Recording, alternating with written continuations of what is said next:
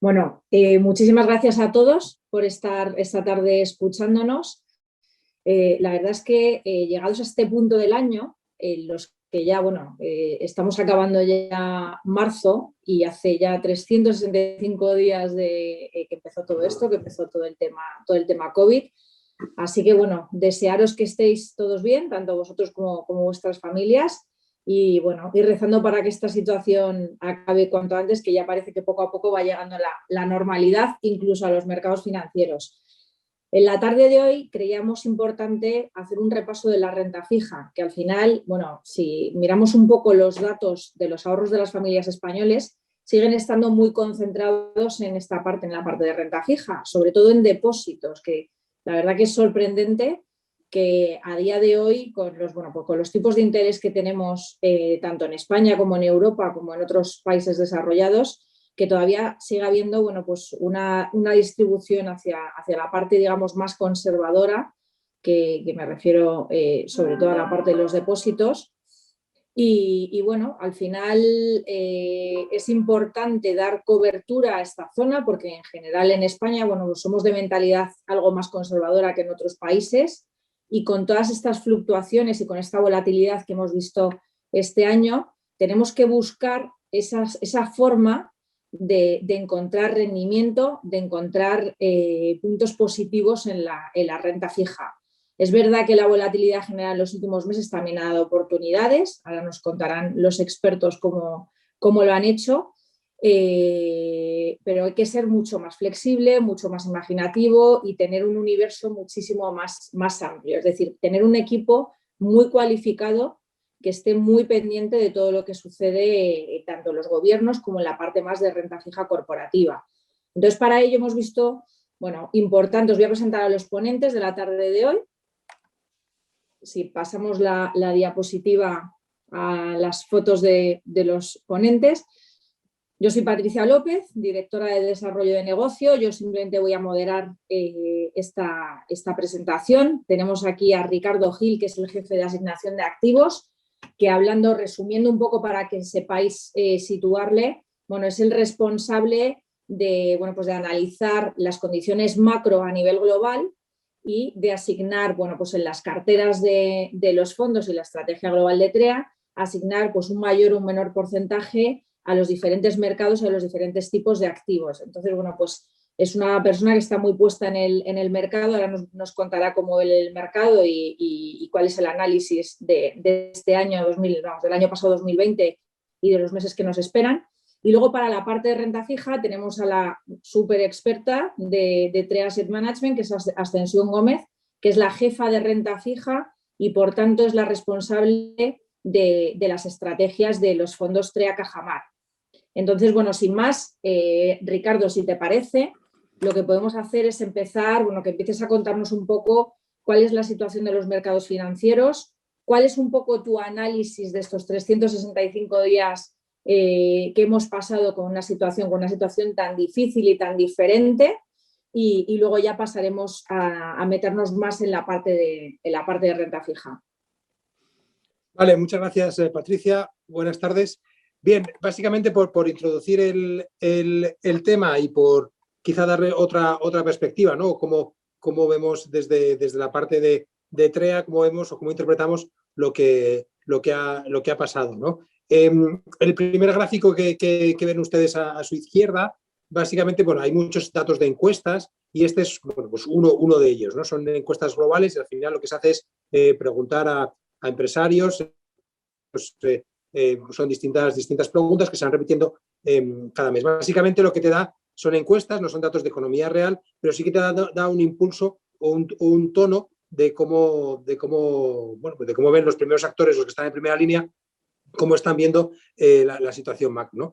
Entonces, si nos vamos un poco atrás, al principio, en el gráfico se ve claramente que el momento en que empieza todo el tema de pandemia, cierres, etcétera, que empiezan ahí en Asia, el primer sitio fue China, pues sería esa línea azul, como, efectivamente lo que hay es un pesimismo absoluto, ¿no? Al final, que estos indicadores nos están dando niveles de 50, más o menos 50, por encima, por debajo, pero lo que te da es una actividad más o menos normal, y cuando ya se vienen para atrás, como lo vimos el año pasado, pues evidentemente lo que te están diciendo es que hay un parón grande en la economía, ¿no? Entonces, lo que vemos es que primero se produjo en China, y luego, pues al cabo de pocos meses, pues se llegó aquí a lo que sería Europa, y también se ve claramente cómo sería la parte global, ¿no? Entonces, frente al parón producido e inducido fundamentalmente por los gobiernos, ¿no?, para evitar pues la expansión de la pandemia, etcétera, que eso fue lo que sería el segundo y el tercer trimestre del año pasado, en cuanto a los propios gobiernos empiezan a dar cierta apertura a las economías, pues evidentemente esto primero se recupera, ¿no? El primer sitio donde se recupera es Asia, que es el primer sitio donde empezó, y después empieza todo el resto del mundo. Así que lo que tenemos es una recuperación en la segunda parte del año de todo lo que sería el crecimiento o la actividad que perdimos en esos 3 meses y pico, y lo único que se está viendo es a qué ritmo va mejorando cada uno, ¿no? Entonces, la idea básica que queríamos presentar en este gráfico es que mientras la recuperación, ¿vale?, de la segunda parte del año, pues más o menos es generalizada, lo que sí que vemos es que en esta primera parte del año, nuestros primeros compases del año, el tirón lo está recogiendo Estados Unidos, ¿de acuerdo? Y la parte de la macro, tanto europea como española, pues está quedando atrás. El cuarto trimestre del año pasado, en cuanto a trimestre estanco, pues se generó menos riqueza que en el tercer trimestre del 2020, y este primer trimestre todo apunta a que también se va a generar menos riqueza de la que se generó en el cuarto trimestre del año pasado. Eso no quita de que al final lo que estamos viendo es que el mundo ha ido mejorando, ¿no? Pues China ya está, digamos, en un ritmo normal de crecimiento. Estados Unidos, el que sigue pisando el acelerador, y con la parte de estímulos de emergencia que se dieron el año pasado, a finales de la administración Trump se dieron otros cheques, y esta nueva administración ha vuelto a empezar con el mismo tipo de estímulos, ¿no?, que han empezado, pues este fin de semana han empezado a llegar ya a los consumidores americanos los cheques del gobierno. Entonces, lo que queremos decir con esto es que, aunque en Europa y en España todavía más estamos retrasando lo que sería esa recuperación de economía real, en principio lo que sí que creemos es que la segunda parte del año nosotros somos los que vamos a recoger ese relevo del crecimiento global, ¿no? Siguiente gráfico que ponemos es para ver verdaderamente ese crecimiento.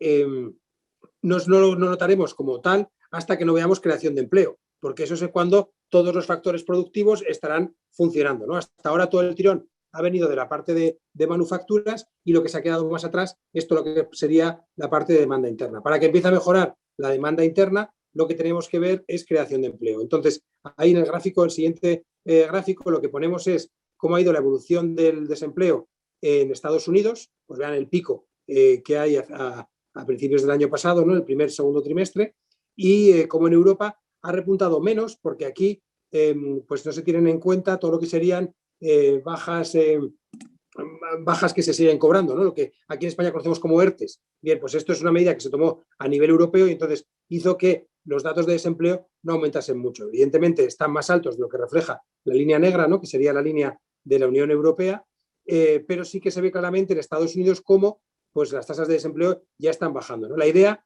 es que esta tasa, la línea verde, fuese bajando, o que vaya bajando a lo largo del año hasta la zona del 4,5, una cosa así, no los mínimos de paro que vimos a finales del 19, pero sí que pues viene aparte de Europa 3/4 de lo mismo.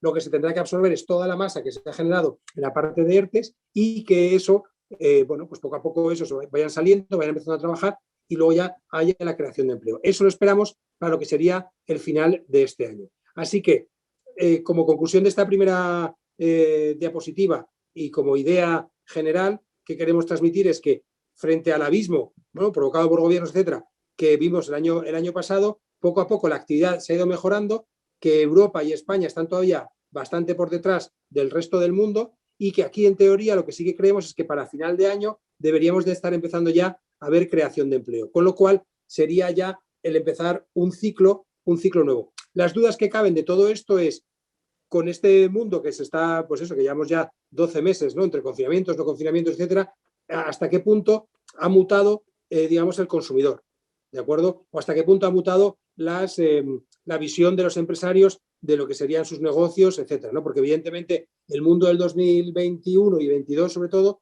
no va a ser el mismo que veíamos en el 2019. Los patrones de consumo van a cambiar, el patrón de la estructura de la economía también va a cambiar, pero eso no quita de que al final lo que vamos a encontrar es unas economías creciendo, ¿no? Y es un poco lo que estamos viendo este año y vamos a ir viendo. No solamente por comparativa interanual, ¿no? Cuando vean las cifras de crecimiento que salgan en junio, ¿no? Y sobre todo lo que sería para verano, las cifras que vamos a ver de crecimiento del segundo trimestre de este año frente al segundo trimestre del 2020, pues van a salir cifras pues, espectaculares, ¿no? De 10, 15% de crecimiento. Pero eso es por la comparativa, ¿vale? Efecto de comparativa. Realmente, el motor real lo veremos en lo que sería la segunda parte del año. Así que, bueno, pues es un año de recuperación clara. La duda es a la velocidad a la que vamos a ir creciendo, ¿no? Los primeros síntomas para ver que ese crecimiento es real los estamos viendo ya. No solamente en las encuestas de actividad, sino un indicador muy claro que es el comercio internacional, ¿de acuerdo? Recuerden que lo primero que se ha ido mejorando han sido las manufacturas, ¿de acuerdo? Y ahí ha sido cuando todo el proceso ha empezado a funcionar. Los chinos han sido los que primero salen de todo esto, economía netamente exportadora, y poco a poco, conforme se han ido abriendo las economías, pues todo el sector manufacturero global ha ido mejorando. Entonces, ahí lo que sí que creemos es que vamos a tener unos crecimientos de comercio internacional pues de 2 dígitos. Estamos ya en terreno positivo para los datos que han salido de diciembre, con lo cual, bueno, pues los próximos meses deberíamos ver una mejora sustancial de toda la parte esta de comercio internacional. Con lo cual, da idea de que la maquinaria ya se está poniendo en marcha, ¿no? El riesgo de que esa maquinaria se ponga en marcha es un poco las dudas que caben este año y es lo que hemos estado teniendo, las turbulencias de este principio de año y que, bueno, que es algo que vamos a estar viéndolo durante los próximos trimestres, ¿no? Y es la idea de las economías han parado, todos los gobiernos y los bancos centrales han actuado, cada uno a su forma, unos inyectando liquidez, otros dando estímulos, parte de la demanda interna, parte con los famosos créditos ICO, financiación de empresas, etcétera. Entonces, ¿hasta qué punto, una vez que empiece a recuperar la economía, no se estarán pasando de todos los estímulos que han estado metiendo, ¿de acuerdo? Entonces, el punto donde se podría reflejar que se han pasado de frenada, digamos, o que se han pasado a la hora de inyectar estímulos, sería la inflación, ¿de acuerdo? Sería que los precios de las cosas pues vayan subiendo, ¿no? Y es un poco el temor que hay a que, pues a pesar de que aquí en Europa todavía no hemos empezado a crecer de verdad, que nos encontremos con que los precios de todo empiezan a subir, en cuyo caso tendrían que empezar a quitar estímulos, etc.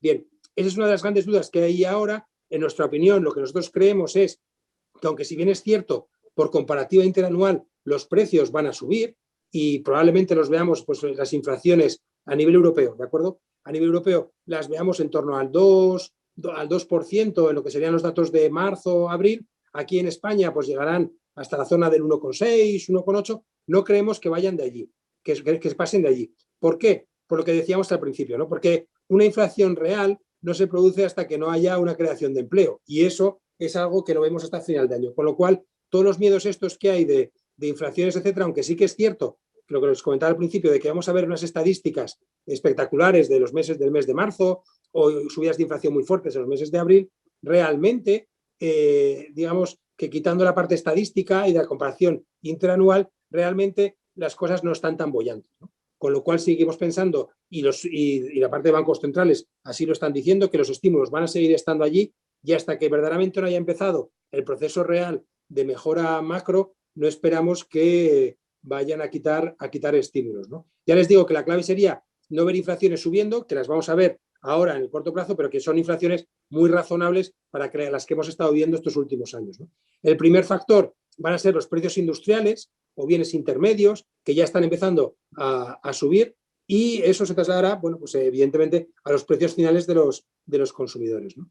Así que, por hacer la introducción macro, básicamente la idea es que, digamos que lo peor ya ha pasado, que nos vamos a quedar con cicatrices de lo que vivimos el año pasado, es evidente, tanto a nivel de consumidores como a nivel de tejido productivo, pero que no obstante el crecimiento va a florecer, ¿no? O está ya apareciendo y que estamos empezando una nueva fase del ciclo en la cual, bueno, deberíamos empezar a ver crecimientos y sobre todo una actividad real mejorando a final de año con la creación de empleo, que es por otro lado la clave que se han marcado tanto gobiernos como bancos centrales para ver si esta recuperación macro es real, en el sentido de que lo que se trata es de buscar que la mayor parte de la gente pues esté beneficiando de una recuperación macro, ¿no? Que no sean solamente unos pocos, sino que sea pues la economía en general.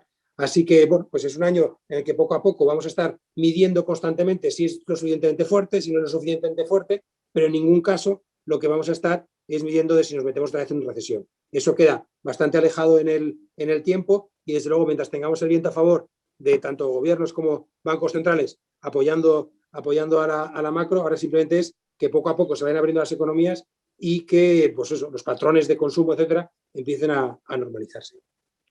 Ricardo, una pregunta. Vimos que en 2020, sobre todo en la primera parte del año, la economía y la evolución de los mercados estaba muy ligada pues, a los confinamientos que había, a las desescaladas y demás. Y ahora estamos viendo que hay volatilidad y que las expectativas van muy ligadas a la evolución de las vacunas, de los calendarios de vacunación de los países y demás. ¿Cómo crees que noticias tipo la de AstraZeneca, que no está funcionando como se pensaba, o como la aparición o la lentitud a lo mejor en algunos de los países que se está vacunando, bueno, pues más lento de lo que se pensaba, ¿cómo crees que puede afectar eso en toda esta análisis macro que nos acabas de hacer?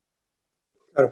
Es muy diferente según los países y según las zonas, ¿no? Entonces, por ejemplo, una cosa un país como España, que depende sobre todo aparte de una parte manufacturera, exportadora, etcétera, pero sobre todo de lo que sería el turismo, pues evidentemente nosotros vamos a ser los que más tarde vamos a salir, porque al final es lo que tú apuntas, ¿no? Hasta que la gente no se sienta segura para poder viajar, pues es difícil esperar que viaje, y entonces eso a nosotros nos afecta directamente. Por otro lado, lo que hemos visto, ¿no? En países como China, ¿no? Donde al final, ahí dependen del turismo, pero no tanto, lo que depende más es de las manufacturas, con lo cual esa pata de lo que serían las manufacturas enseguida se ha recuperado. Así que la recuperación y la vuelta esta va a ser muy desigual y muy descompasada, ¿no? Entonces, todas las noticias, como tú apuntas, a que todo el tema de vacunas pues se retrasa. El tema de las vacunas es importante porque al final es como el dato general de decir,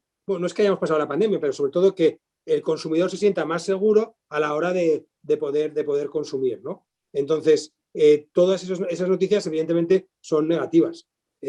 Más negativas para los países más dependientes de terceros que para los que dependen más de la parte de manufacturas. De todas formas, decirte que aunque la de AstraZeneca evidentemente pues parece que está dando más problemas, etcétera, hay muchas en el mercado y otras veces cuando salían noticias de estas, por ejemplo en enero, recuerdo cuando salió que en Alemania iban a mantener los toques de queda y que los iban a ampliar ahora hasta marzo, etcétera, pues sí que tenía un efecto real. Y ahora ya no tienen tanto efecto, ¿no? Al final la gente, o el mercado por lo menos, está asumiendo de que esto es yo digo sin ser biólogo y sin saber mucho, ¿no? Pero el mercado lo que está asumiendo es que esto es muy estacional, la parte esta de la pandemia, por un lado, y luego por otro lado, que si no es por un lado, va a ser por otro lado, como se consiga esta inmunidad de grupo, ¿no? De que tanto se habla y que poco a poco la normalidad vaya llegando. Así que los shocks no están siendo tan fuertes como la última vez, ¿no? Fenomenal, fenomenal. Muchas gracias. Bueno, pues si os parece, pasamos a la parte de renta fija. Estas vais a ver unas cuantas slides que se remiten mucho a lo que es la base de la renta fija, el funcionamiento de la renta fija de forma muy tradicional, o sea, cómo funciona un bono.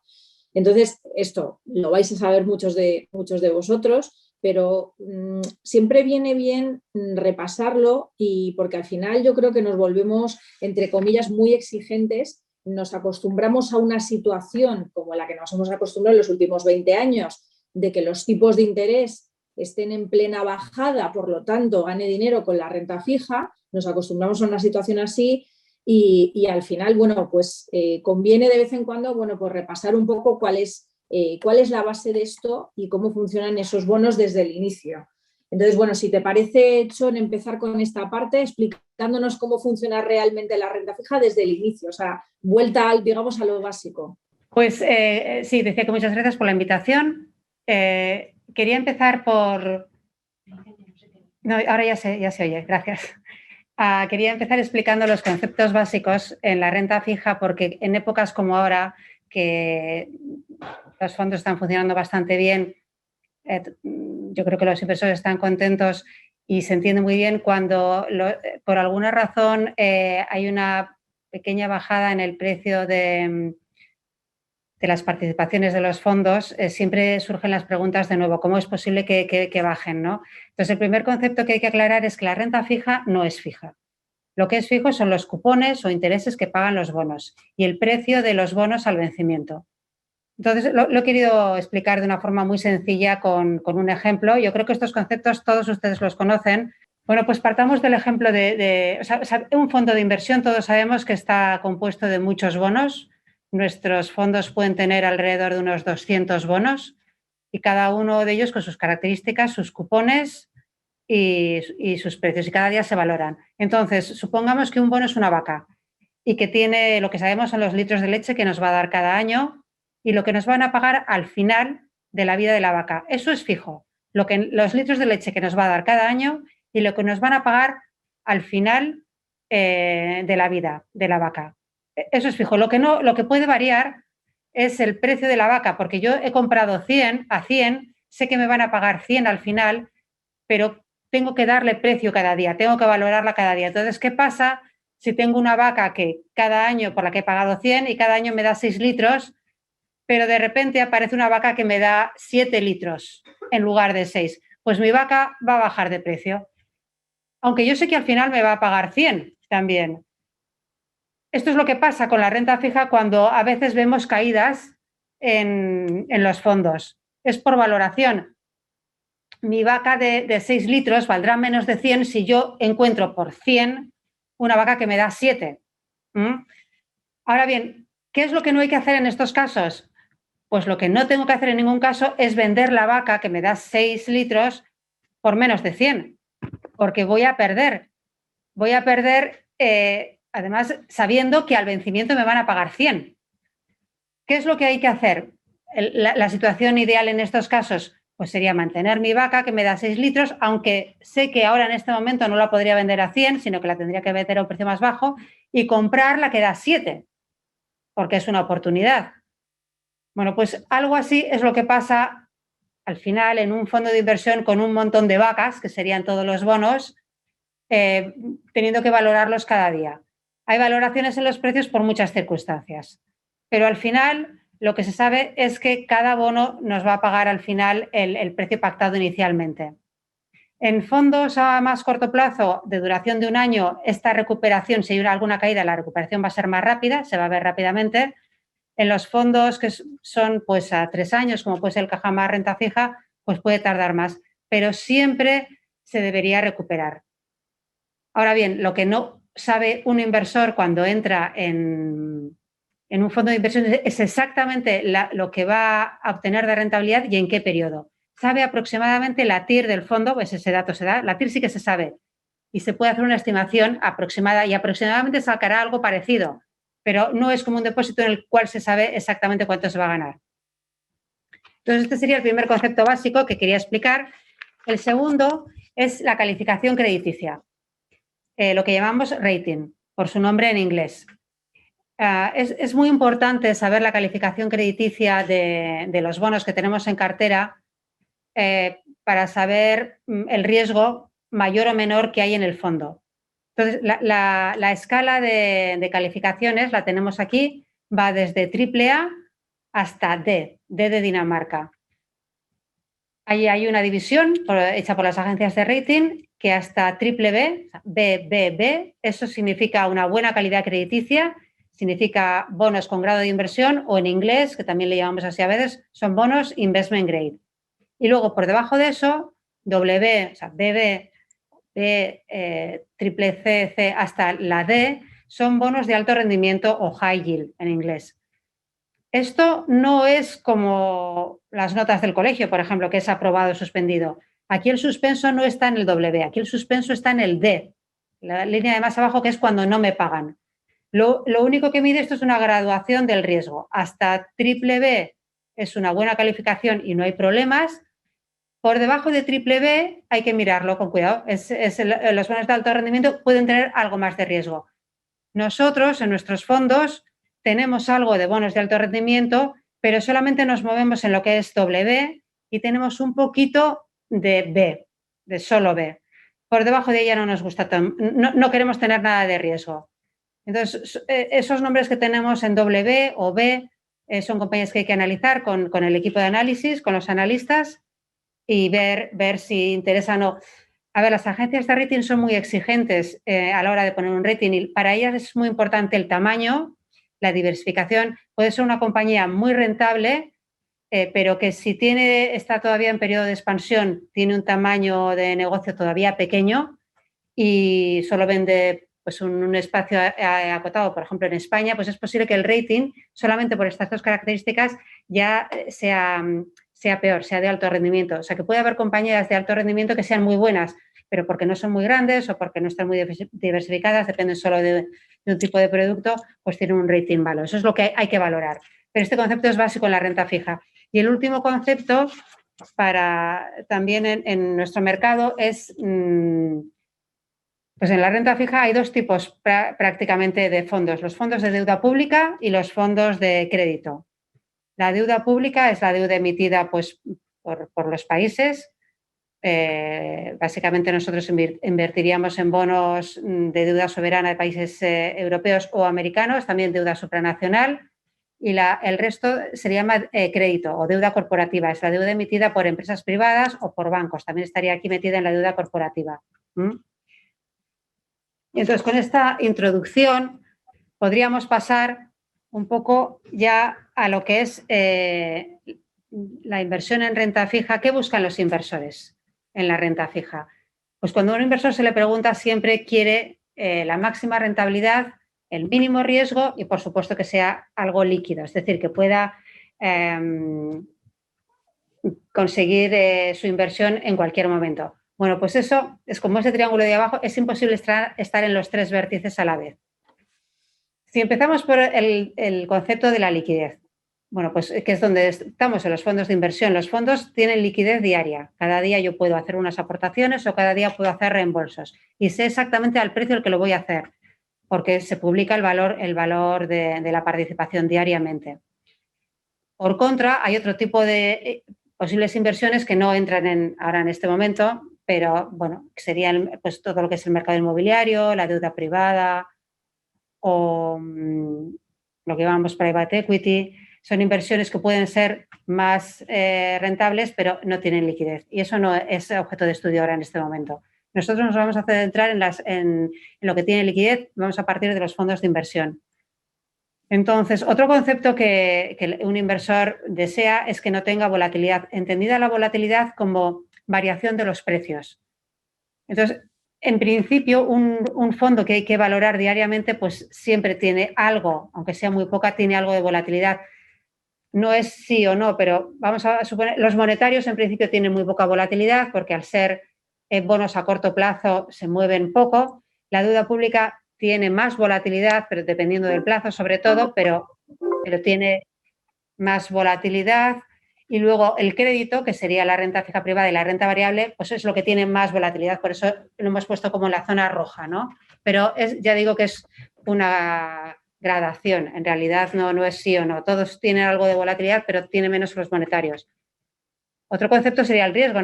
Lo ideal es obtener rentabilidad sin riesgo. El riesgo entendido como la capacidad de no recuperar mi inversión inicial. Bueno, en renta fija, en términos generales, podemos decir que ahí no hay riesgo. Sí que tenemos volatilidad, como decía antes, variación en los precios, pero la inversión inicial yo la voy a tener.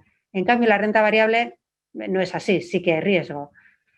Y en cuanto a rentabilidad, pues claro, lo que tiene más rentabilidad va a ser la renta variable, luego el crédito a bastante distancia y luego tendrán una rentabilidad muy baja la deuda pública, si es que la tienen, y los monetarios, que en este momento están en términos negativos. Por lo tanto, en este cuadradito azul no tendríamos ningún tipo de activo que cumpliera todas las características. Si queremos estar en un producto que tiene liquidez diaria, hay que elegir, quiero que tenga rentabilidad, pero entonces va a tener riesgo, o al menos volatilidad, o no quiero que tenga riesgo y entonces va a tener poca rentabilidad.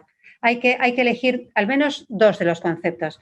En principio, la renta fija de crédito, los fondos de inversión de Cajamar tienen liquidez, por supuesto, tienen una volatilidad muy controlada, con apenas riesgo, y una rentabilidad que podemos considerar aceptable. Los tres conceptos no se pueden maximizar, no va a obtener la máxima rentabilidad porque eso se obtendría cogiendo mucho más riesgo en renta variable, pero es un equilibrio entre estos tres conceptos adecuado.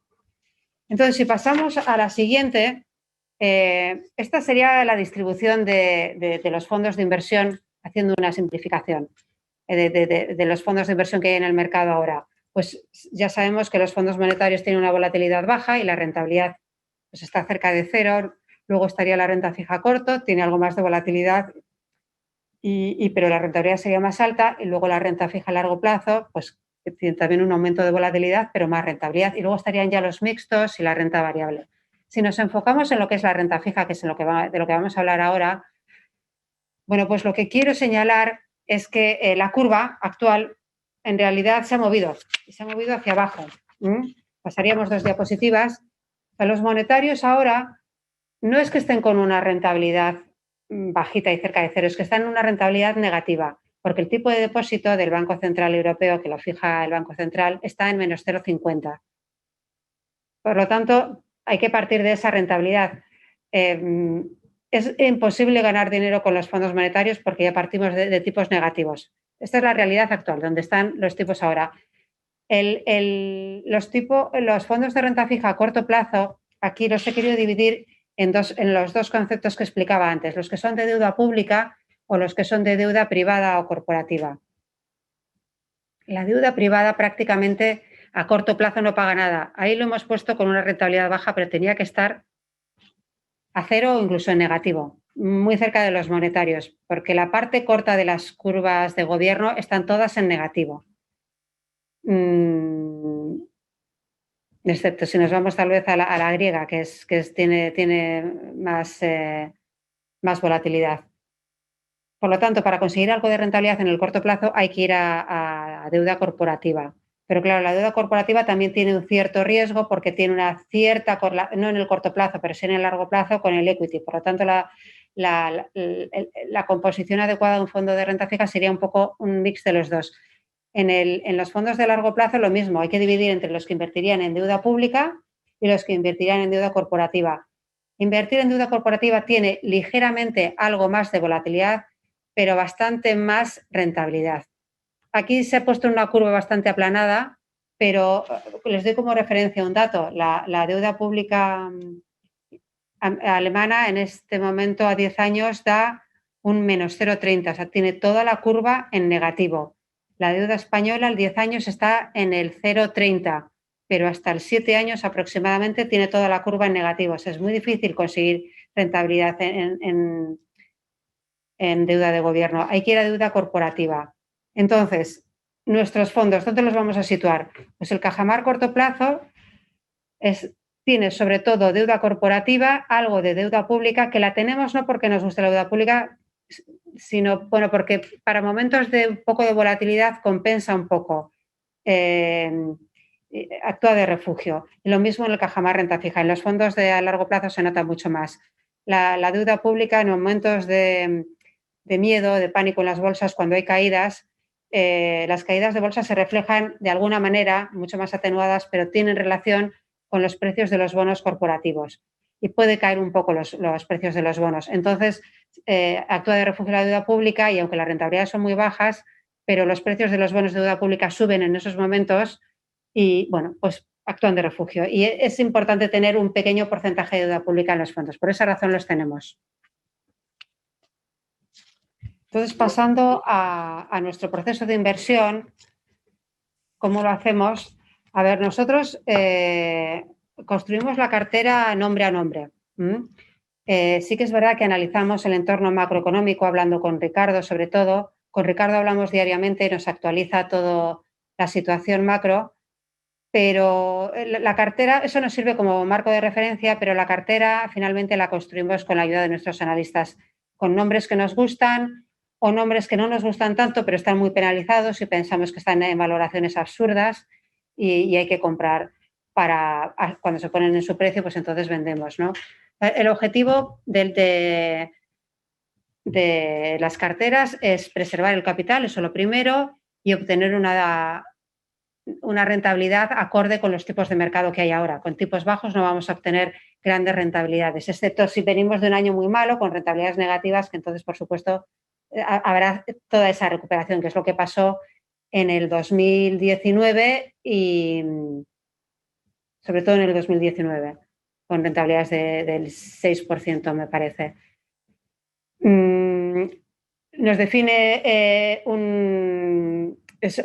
tenemos un estilo dinámico de gestión como muy dinámico. No compramos los bonos y esperamos al vencimiento, sino que cuando vemos que están infravalorados los compramos y cuando vemos que están en valoraciones demasiado altas, pues los vendemos. Entonces, bueno, siempre que se pueda ganar dinero, movemos la cartera para aprovechar las oportunidades que tenemos. Entonces, vamos a entrar bueno, y luego vamos a la página anterior, si no te importa, Rocío. Ahora, ¿qué veríamos analizando el entorno macro? Ya lo ha comentado Ricardo, pero desde el punto de vista de renta fija, pues lo que veríamos es, estamos en un año de recuperación, no un ciclo de recuperación como otras veces, sino que después de haber tenido un año 2020 tremendo por la pandemia, de gran caída de la actividad, pues este año 2021 viene la recuperación.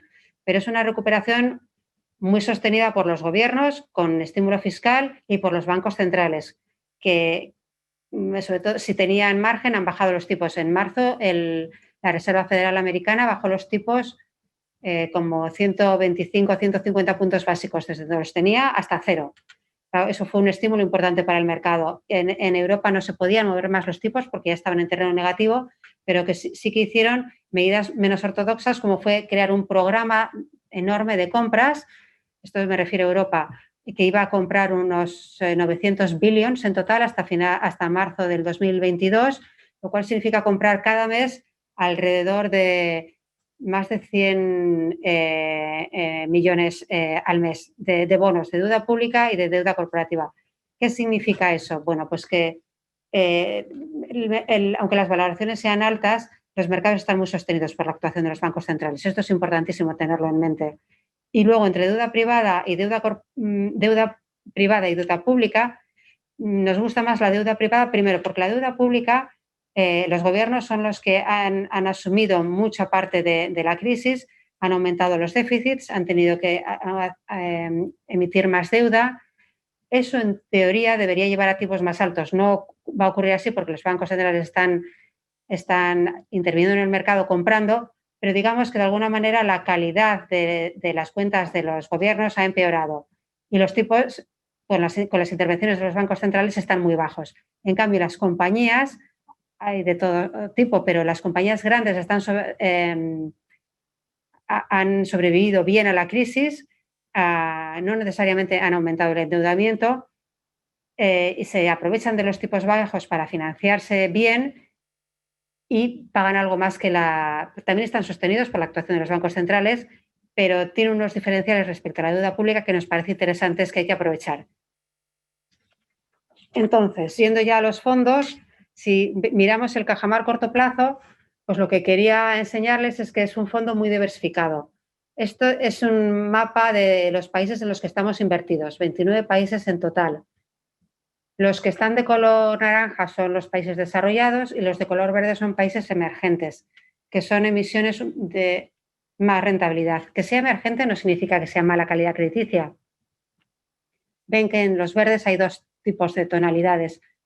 El verde claro, solo hay dos países, Macedonia y Turquía, son los dos únicos países que tenemos en cartera de alta rentabilidad, de calificación crediticia un poco peor, porque el resto de países tienen muy buena, el resto de países emergentes tienen muy buena calidad crediticia. Entonces, ya ver que, sobre todo, nuestra principal exposición está en España, porque es el mercado que más conocemos y, lógicamente, es obvio que es donde más vamos a estar.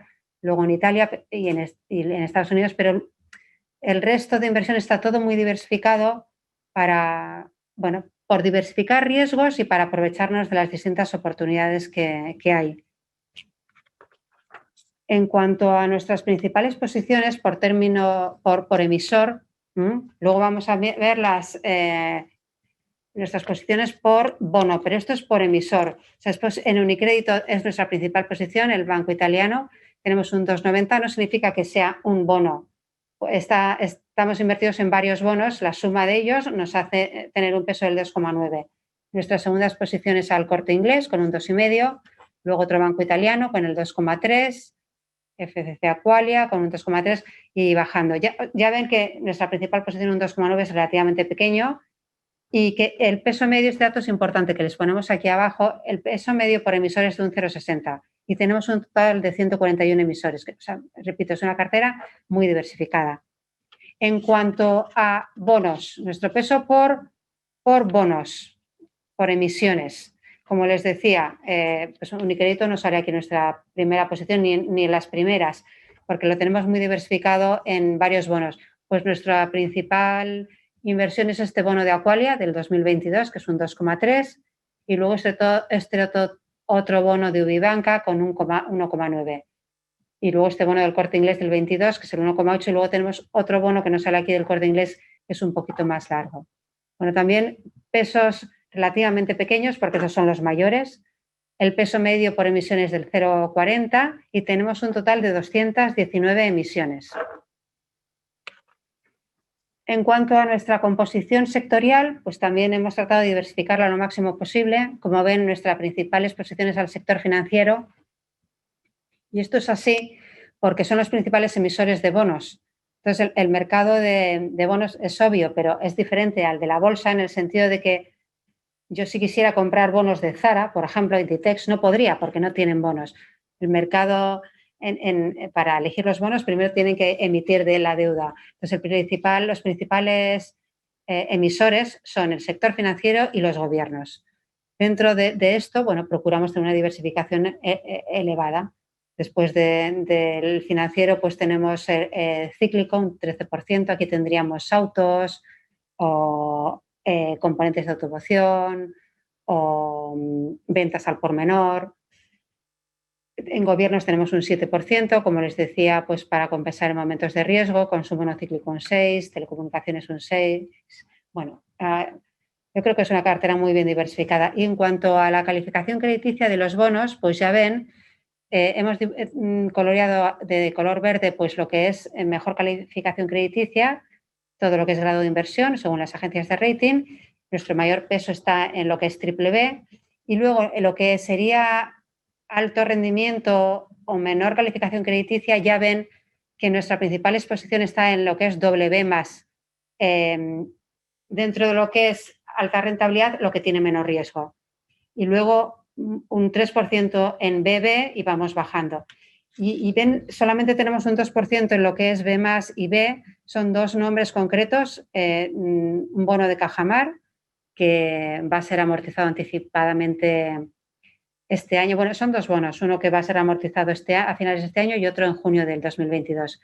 Y luego en B+, tenemos una compañía de hoteles que ha estado muy penalizada y nos parecía absurdo los niveles a los que había llegado.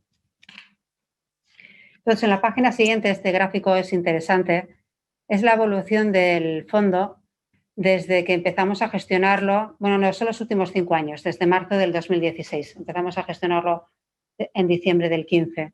Bueno, lo que ven es que hay cierto movimiento en los precios y eso compara con nuestro índice de referencia, que es una línea recta, pero hacia abajo. O sea, aquí este sería un ejemplo absurdo de inversión, de no tenemos, es constante la variación, pero a la baja. Lógicamente nadie quiere estar aquí. En este periodo de 5 años de haber invertido en el índice de referencia se hubiera perdido un 2,2. En cambio, en este fondo pues se ha ganado un 1,92 desde el principio. Lo ideal, lo que todo inversor querría, es haberlo hecho en una línea recta, pero eso es imposible. Porque lo que no tiene riesgo, que es la deuda pública, está en negativo y lo que paga algo es el crédito y hay que asumir algo de volatilidad. Pero lo que sí se ve es que en los momentos de caída luego se ha recuperado. Por ejemplo, un momento de caída fue en el 2018, ya ni se acordarán. Fue a raíz de la crisis de gobierno que hubo en Italia con el partido Lega Norte, Salvini, que de vez en cuando hacía titulares de prensa pues que le debían conseguir votos, pero en Europa asustaban mucho, pues como que tal vez se plantearían salir del euro. Bueno, llevó eso a un aumento de los spreads de crédito, de las rentabilidades de la deuda italiana los bonos italianos bajaron de precio. Bueno, pues lo vimos ahí, teníamos una parte de la cartera en bonos italianos y cayeron de precio. Desde abril del 2018 hasta diciembre, más o menos, el fondo cayó un 1,70, pero luego recuperó hasta, pues prácticamente hasta la pandemia, recuperó bastante más que la caída. Y estábamos en máximos en febrero, marzo del 2020, pero vino la pandemia. Y ahí cayó el fondo, en una caída muy vertical, nunca visto, y yo creo que eso es imposible que se repita, cayó un 2,90. Y desde entonces hasta ahora hemos recuperado eso y más, porque ahora el fondo vuelve otra vez a estar en zona de máximos. ¿Cuál es el aprendizaje de todo esto? Bueno, pues lo que les decía de la vaca. O sea, cuando el fondo vean que cae, no es momento de vender, es momento de comprar más. Porque el que hubiera entrado en marzo, a finales de marzo del 2020, ahora estaría ganando un 3%. Y en cambio, el que vendió en ese momento, pues es que lo que hizo es materializar las pérdidas. Bueno, por eso quería poner los datos del principio de la vaca, para que en momentos de volatilidad, pues se piense eso y se tenga paciencia, porque al final se acaba recuperando. Entonces, ¿qué recomendaría yo en estos momentos? Pues ahora yo lo que haría sería repartir las entradas en los fondos. Ir entrando poco a poco, no de golpe, porque ahora sería prudencia porque estamos en niveles altos de valoración. Como les decía, pienso que vamos a seguir estando ahí, porque los bancos centrales, bueno, lo han dicho además los presidentes de los bancos centrales, sobre todo en Europa, les preocupa la volatilidad de los mercados bursátiles y quieren que estén relativamente tranquilos, o sea, que van a estar sostenidos. O sea, que es la situación óptima para la renta fija. Óptima en cuanto a que no se van a ir las rentabilidades muy para arriba, no tan óptima en que las rentabilidades que se van a obtener no son muy grandes. Pero en lo que les decía, un dato muy importante de los fondos es la tasa interna de rentabilidad. De todos los bonos que tenemos en la cartera, la rentabilidad que tiene cada uno, o sea, los litros de leche que me da cada uno, ¿cuál es la media? Bueno, pues en este fondo es un 0,50% en este momento. Todavía positivo. Cuando les decía que seguramente en fondos monetarios, el resto de fondos a corto plazo, yo creo que están muchos en negativo y la duración es inferior a un año. O sea, que no está mal dada la situación en la que estamos ahora. El otro fondo que tenemos, el de largo plazo, Cajamar Renta Fija, bueno, es un fondo también muy diversificado. Siguiendo el esquema del otro fondo de corto plazo, pues aquí les enseñamos los países en los que estamos invertidos. Prácticamente estamos en todos los países, en los que vemos oportunidades de inversión. Todo Europa.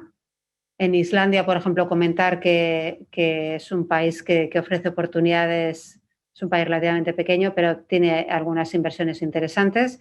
Y en Estados Unidos también estamos invertidos.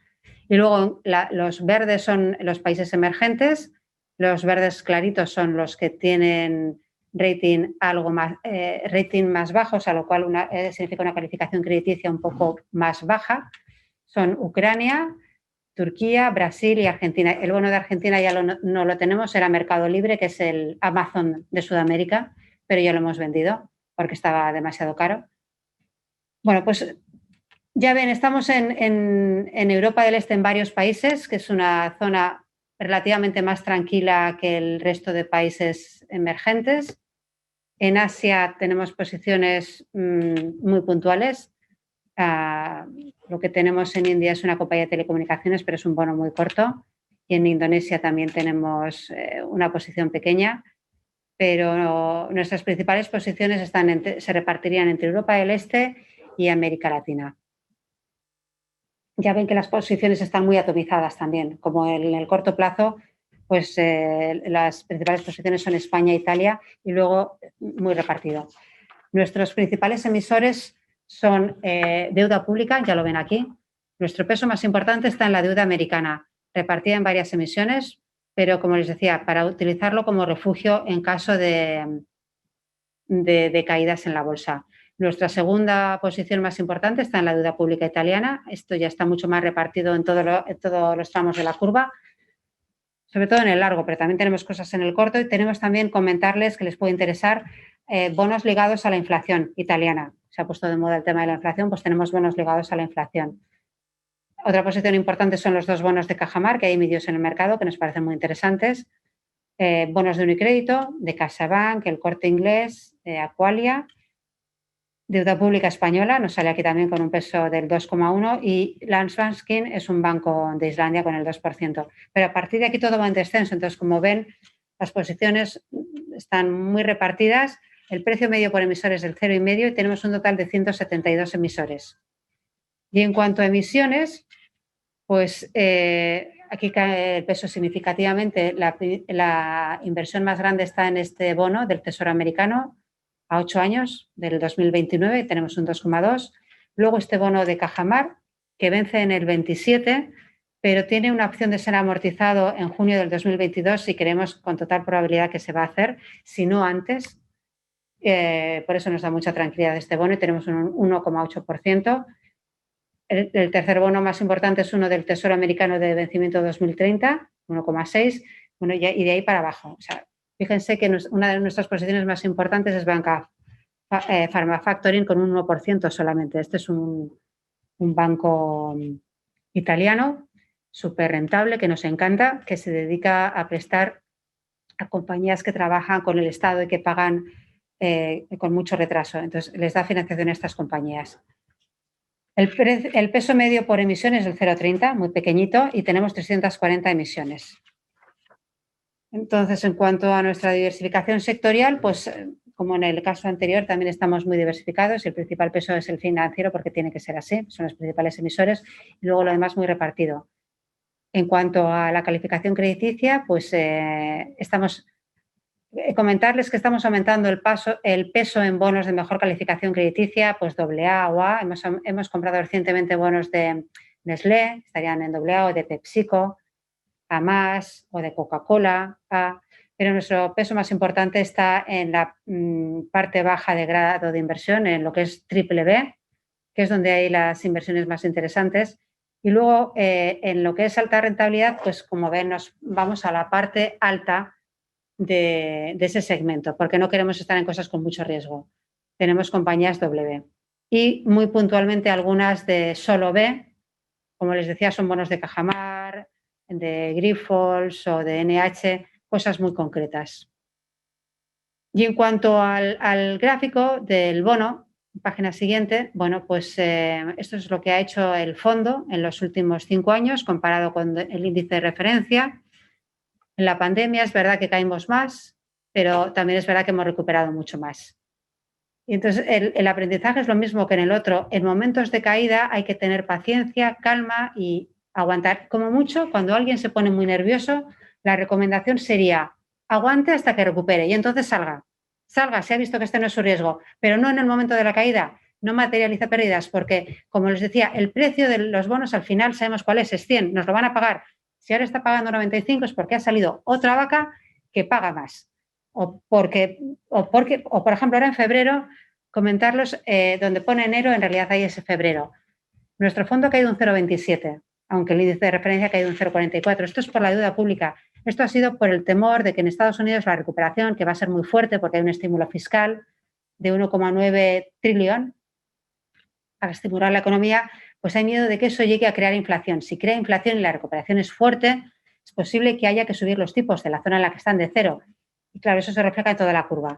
Entonces, el bono a 10 años americano ha pasado en unas pocas semanas, meses, del 0,90 al 1,60. Eso es una volatilidad alta. Eso significa una caída de precios de 4 puntos porcentuales aproximadamente. Eso se ha reflejado en Europa, no tanto, porque ambos mercados están correlacionados. Aquí no se espera que los tipos vayan a subir, pero bueno, la subida de los tipos en Estados Unidos se refleja en Europa. El caso es que los bonos a 10 años han subido. El bono alemán estaba en menos 0,70 y ahora está en el menos 0,30. Bueno, pues ha movido 0,40, que es bastante. Y eso ha pasado en todas las curvas de gobierno. Nosotros hemos caído menos porque tenemos menos duración y porque tenemos más crédito, que es lo que más nos gusta. Y vamos a seguir así. Vamos a seguir así con un peso pequeño de deuda pública, por si acaso, pero sobre todo en crédito.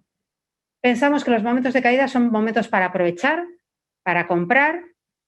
En estos momentos de altas valoraciones, pues es un momento de prudencia, de ir entrando, pero poco a poco. Tal vez hay que repartir las inversiones en el tiempo, aprovechar posibles caídas, Pero como les digo, cuando vean que hay una caída, en principio, en renta, así como en renta variable no se sabe qué va a pasar, porque puede ser que el dividendo se deje de pagar, pero es que en renta fija no. Si se deja de pagar el bono, es que esa compañía deja de existir, hace suspensión de pagos.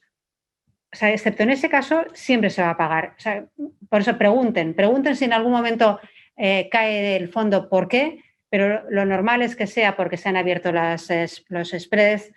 Hay alguna razón que haga que caiga el precio de los bonos porque hay más incertidumbre, pero no hay problemas de que eso se vaya a pagar al final y es momento de entrar.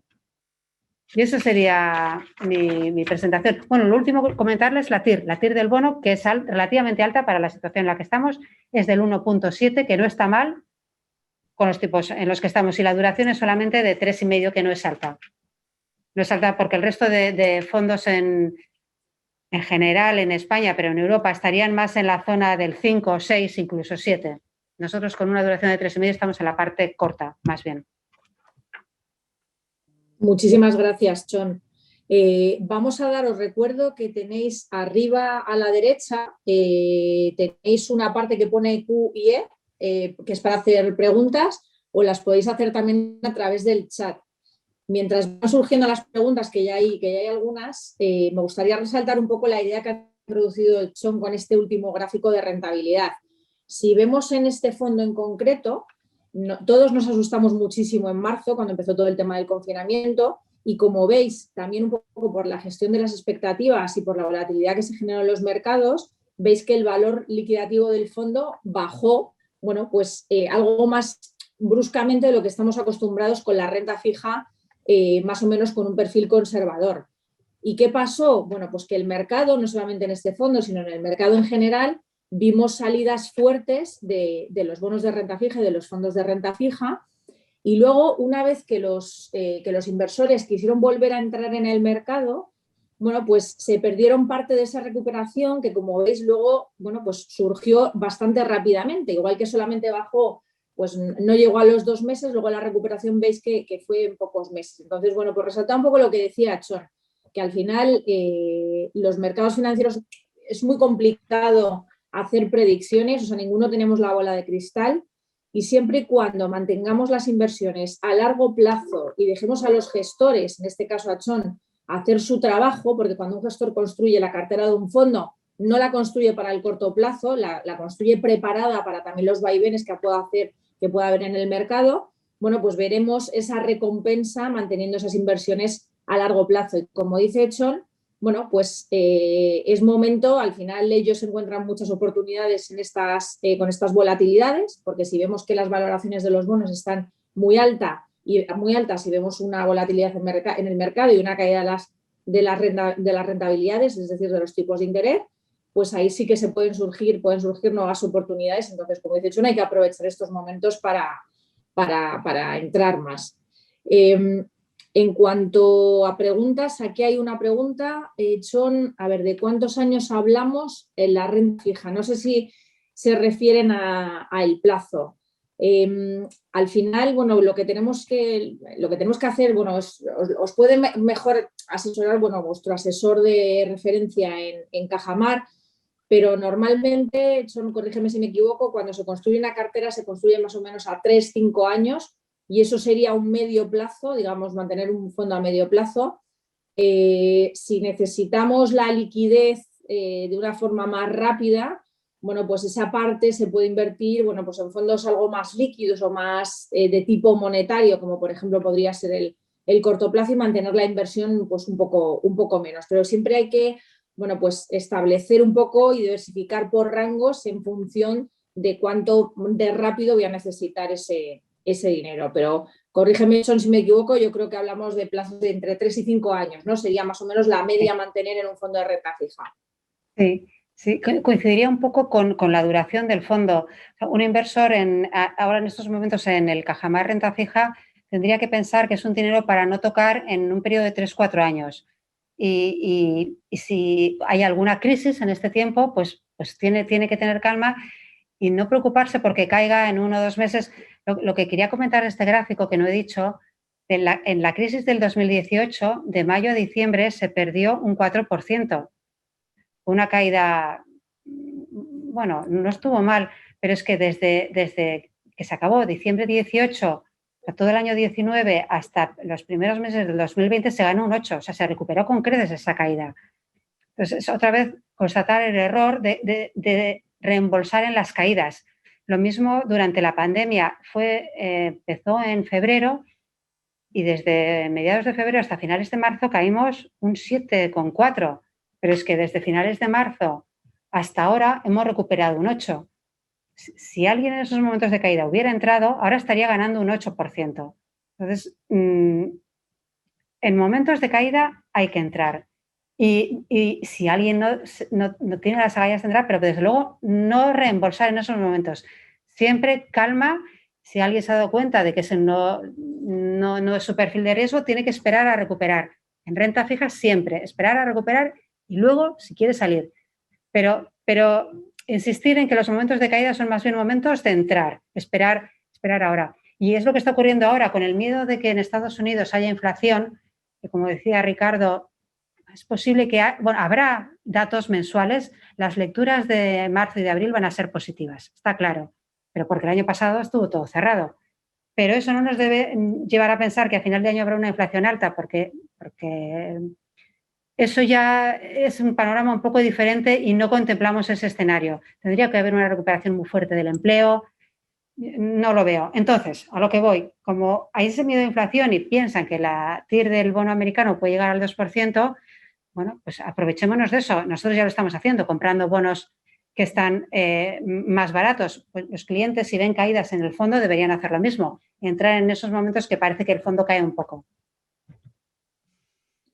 Fenomenal, gracias, Chon. Hay más preguntas para ti. A ver, preguntan cuál es la diferencia entre un caja más renta fija a largo plazo y un fondo de pensiones, teniendo en cuenta que no se necesite liquidez por parte del inversor. Bueno, son temas bastante diferentes, ¿no? Me imagino que eso dependerá también un poco de cómo es el fondo de pensiones, que un fondo de pensiones puede ser incluso puro renta variable global, puede ser renta fija, o sea, al final yo creo que las estrategias son muy comparables, ¿no? En términos de cómo se gestiona.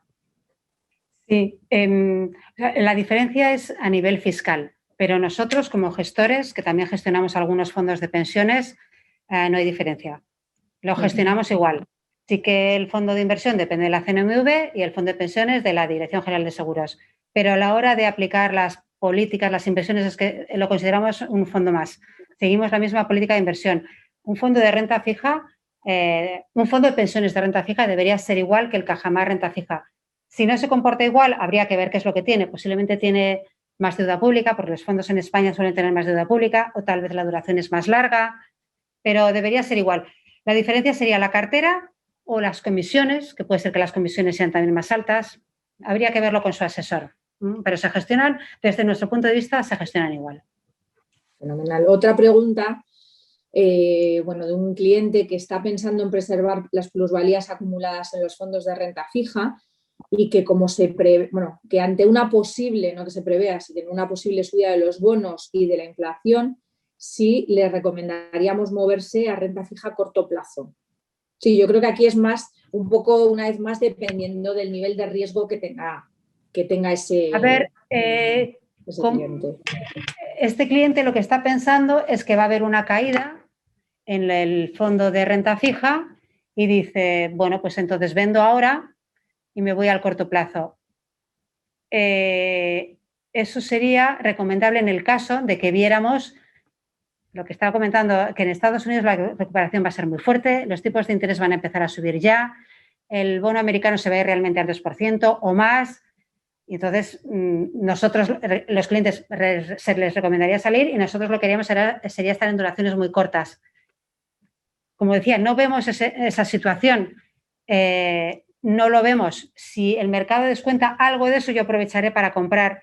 Si el cliente lo quiere hacer, es posible que se pierda, pues continuar en un mercado bastante estable, ganando una rentabilidad mayor. Pero si se queda más tranquilo, desde luego mejor salir ahora que no en caídas. Depende un poco de su perfil de inversión. yo creo que es que yo no cambiaría el perfil de inversión en función de cómo está el mercado. Porque puede que, claro, hablamos de previsiones, nos podemos equivocar, entonces puede ser que salga ahora, el fondo siga subiendo, se pierde la subida del fondo de renta fija y en el de corto plazo pues gane pues, lo que va a ganar, bastante poquito, ¿no? Pues este fondo obtendrá pues una rentabilidad ligeramente positiva, pero muy pequeña, el corto plazo quiero decir. Yo no recomiendo hacer esos movimientos, pero si alguien se queda más tranquilo, pues vale. Gracias, Chon. Luego preguntan una pregunta relacionada que cuál es el concepto un poco de entrar cuando hay caída. A lo que se ha referido Chon en entrar en el mercado de renta fija, sobre todo en el renta fija cuando hay caída, pues es refiriéndonos otra vez a la parte del gráfico que veían en febrero y en marzo del año pasado, que el mercado estaba cayendo, el fondo estaba cayendo, sabíamos que la rentabilidad del fondo bajó. Como las valoraciones de los bonos ya venían estando bastante altas, eso significa que hay otra vez de nuevo posibilidades de tener rentabilidades un poco más positivas de las que venían siendo anteriormente por este tema de valoraciones. Entonces sería simplemente, pues añadir más patrimonio en ese fondo. Digo que me refiero solamente a los de renta fija, en concreto a los que gestiona Chon, porque para la renta variable hay que mirar otro tipo de factores y no siempre funciona lo de entrar en caídas en renta variable, hay que mirar muchísimas más variables.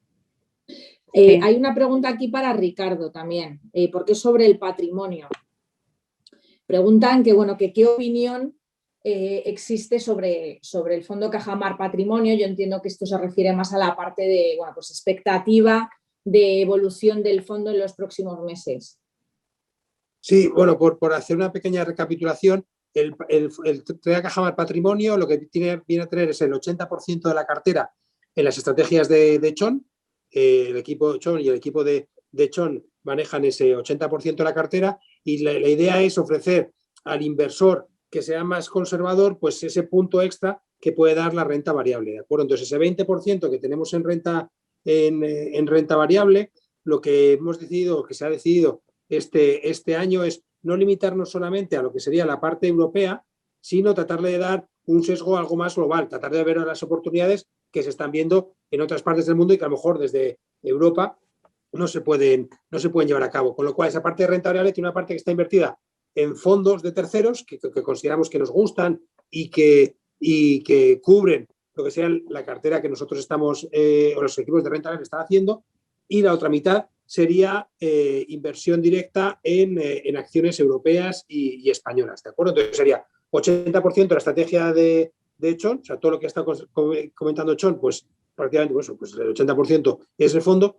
y luego la otra parte es el plus que queremos agregar de cara a los ahorradores, invertir algo en renta variable, y una renta variable, pues ya digo, pues algo más global, la mitad invertir en Europa y la otra mitad también en Europa, pero a lo mejor con otro sesgo, ¿no? Entonces, con esa filosofía, el fondo, pues trata de ser más tranquilo, que es lo que sería un mixto con más exposición a renta variable, y pues la expectativa es lo que saque Chon más un poco más de lo que saquemos de renta variable, ¿no? Hasta ahora lo que estamos haciendo es invertir en fondos que, pues, por ejemplo, están metidas más en temas de consumo, ¿no? O el nuevo consumo que va a venir, ¿no? Los nuevos tipos de consumo, mucho más online, etcétera. Luego también una exposición a Asia, como motor de crecimiento, tanto China como India, sin tener en cuenta Japón, y luego pues fondos particulares en la parte de Estados Unidos, ¿no? Y la parte de Europa pues vendría a ser las estrategias unidas que tenemos en renta variable, tanto española como europea, pues fijadas en el fondo, ¿no? Así que vendría a ser un fondo con un sesgo de poco riesgo, por la parte del 80% que tiene renta fija, pero que aúna todo lo que son las ideas de la casa, ¿de acuerdo? Tanto la parte de fondos con Paul, del fondo de fondos, la parte de renta variable europea y la parte de renta variable española. Bueno, eso en cuanto a introducción, ¿no? Entonces, ¿qué esperamos del fondo?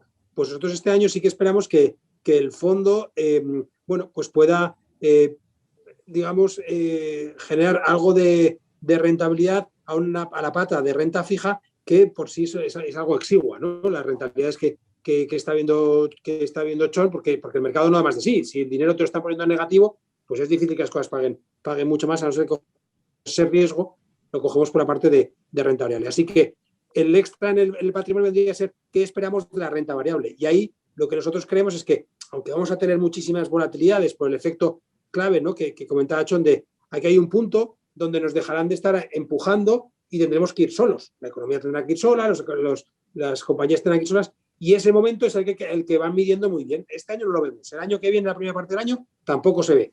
¿Finales de 2022 o 2023? Pues probablemente, ¿no? Pero ya veremos. Entonces, ahí lo que creemos es que la parte de renta variable pues tiene que aportar, ¿no? Y por lo menos en este primer semestre del año sí creemos que debe aportar puntos extra de rentabilidad a lo que sería el inversor de renta fija. Vale, muchísimas gracias, Ricardo. Hay otra pregunta de un cliente, bueno, que dice que no tiene ninguna inversión ahora mismo y que dónde sería conveniente invertir, si en mixtos, en renta variable, dado que los fondos de renta fija apenas son rentables, ¿vale? Esa es la pregunta que plantea. Bueno, yo lo primero que le diría es que acuda a su asesor en Cajamar, porque al final, bueno, los asesores están preparados precisamente para hacerle una distribución de cartera y están preparados también para analizar un poco el perfil de riesgo que tiene. No hay ninguna respuesta acertada o concreta con esta pregunta, porque al final, si usted, por ejemplo, me dice que, bueno, pues que el dinero no lo va a necesitar en los próximos 20 años porque este es el dinero que quiere dejar, bueno, pues en herencia para sus hijos o para sus nietos y que tiene, bueno, y que no va a disponer de ese dinero a corto plazo, pues evidentemente esa distribución estaría como más orientada a activos más arriesgados o más de riesgo. Si usted me dice que es un dinero que va a necesitar en los próximos meses o en los próximos 3 años, por ejemplo, bueno, pues habría que hacer una diversificación muchísimo más estricta y poner una parte en activos un poco más arriesgados, en fondos un poco más arriesgados y otra parte en activos un poco más conservadores. Pero ya digo que lo mejor ante todo, si no tiene usted ninguna inversión, es hacer una diversificación efectiva, hablar con su asesor y un poquito de aquí, un poquito de allá. O sea, al final el balance, hasta en las inversiones, o sea, el balance en la vida, el yin y el yang, es lo que prevalece y con las inversiones también. O sea, la diversificación es importantísima y que le analicen su perfil de riesgo. No sé si hay alguna pregunta más. Tenemos en una cartera conservadora, ¿qué peso pensáis que puede ser el adecuado en la renta fija en el presente año? Bueno, esto lo ligo un poco también con parte de la pregunta anterior, en la que la última frase, digamos, decían que, bueno, pues que los fondos de renta fija apenas son rentables.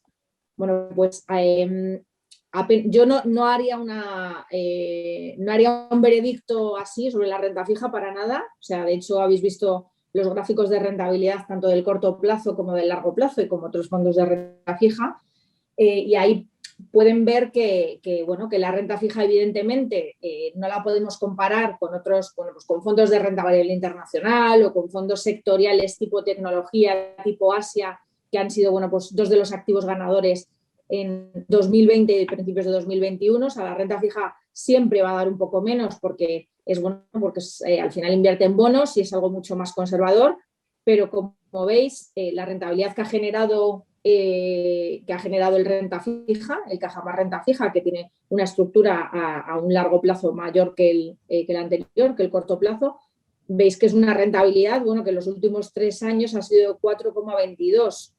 Entonces, si eso es mucho o es poco, también es dependiendo una vez más del perfil de riesgo que tenga cada uno y de la rentabilidad que necesite. Para un inversor conservador, un 4,22 es una rentabilidad muy considerable, sobre todo, bueno, porque al final el objetivo de inflación del Banco Central Europeo, que está bastante bajo, entre el 1 y el 2%, que ha ido cambiando en los últimos años, vemos que ahí hemos superado la inflación. Entonces, siempre que superemos la inflación, ya la rentabilidad en términos reales es bastante positiva. Entonces, bueno, pues lo digo un poco con la respuesta anterior, que al final le diría lo mismo, que hable con su asesor y que le haga una distribución acorde a las necesidades que tenga. O sea, no hay un porcentaje, no le puedo decir un porcentaje exacto de cuánto tendría que estar en renta fija y cuánto en renta variable, sino que eso tendría que ser más después de una conversación con su asesor. Y yo creo, bueno, nos hemos ido un poco del tiempo, llevamos ya 1 hora y 20 minutos casi, la verdad que podríamos estar 2 horas más hablando de mercados, hablando de renta fija, pero yo creo que es un buen momento para cerrar.